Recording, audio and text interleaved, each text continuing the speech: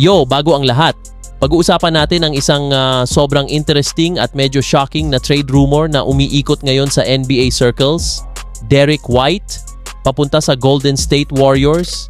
Yes mga idol, isang elite two-way guard mula Boston Celtics, posibleng maging bagong piyesa ni Stephen Curry at Steve Kerr. Pero ang tanong, bakit si Derrick White? Bakit Warriors? Ano ang posibleng kapalit? At higit sa lahat, makakatulong ba talaga ito para mag-championship ulit ang Golden State? Himayin natin yan isa-isa.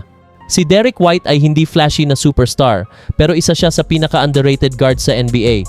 Strengths ni Derrick White, elite perimeter defense, high basketball IQ, kayang maglaro on ball at off ball, efficient scorer, clutch decision maker, hindi ball dominant. Sa Boston Celtics, siya ang defensive stopper, secondary playmaker, glue guy. Minsan, silent killer sa opensa.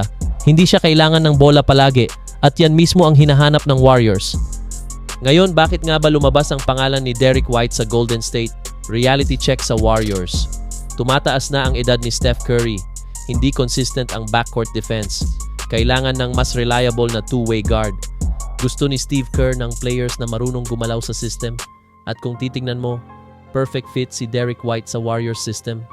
Eto na ang malaking tanong, bakit naman ibibigay ng Celtics si Derrick White? Possible reasons: 1. Salary flexibility, 2. May paparating na malaking kontrata, 3. Depth ng Celtics sa guard position, 4. All-in mode sa ibang superstar, 5. Asset management.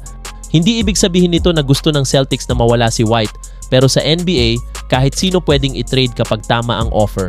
At kung may team na kayang mag-offer ng young players, picks, expiring contracts, Golden State yon. Pero may risk at reward din. Risk, mawawala ang young core.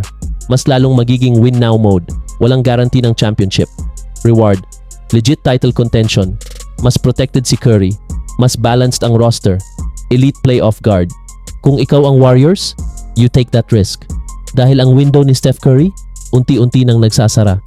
Kaya mga ka-hoops, ang tanong ngayon, gusto mo ba si Derrick White sa Golden State Warriors? Sino ang dapat isuko ng Warriors?